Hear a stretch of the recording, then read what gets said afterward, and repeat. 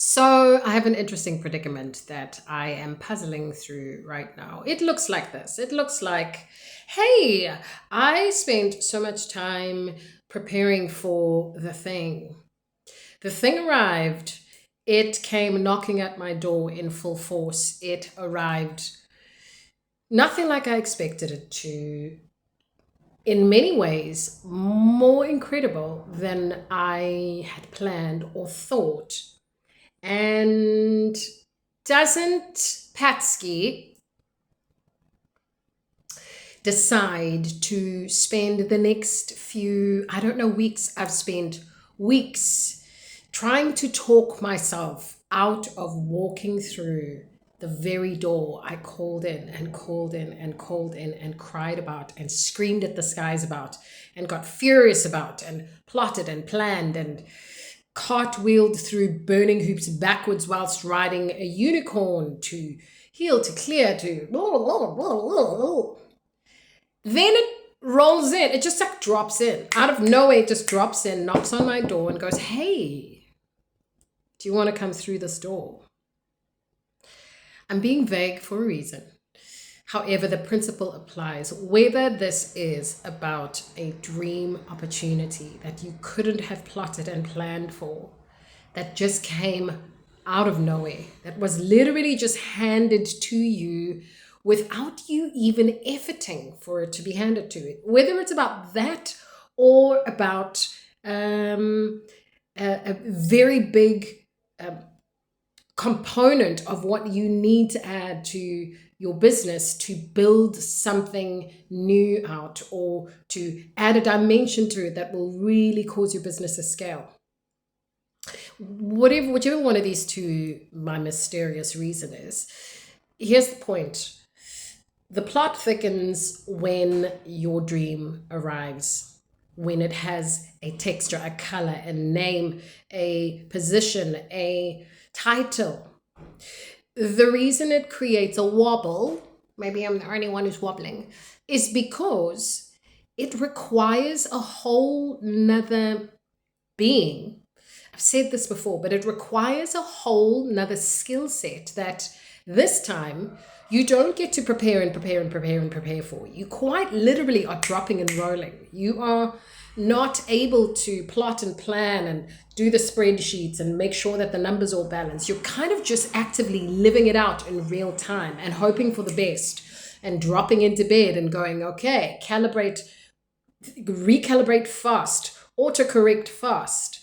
But the glitch is this: auto-correcting when you are still this early in the game defaults to, knee jerks to, hey, let's just do what we've always done.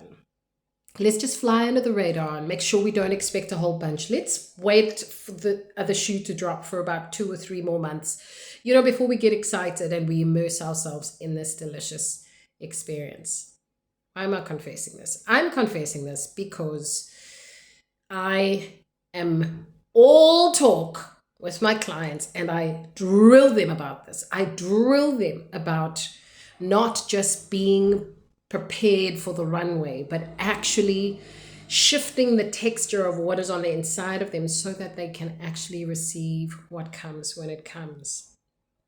But boy, is it a different story to be living in it, especially when you've had to reiterate and reiterate and reiterate, and you've reinvented yourself 100 times. You've reinvented your business strategy 100 times.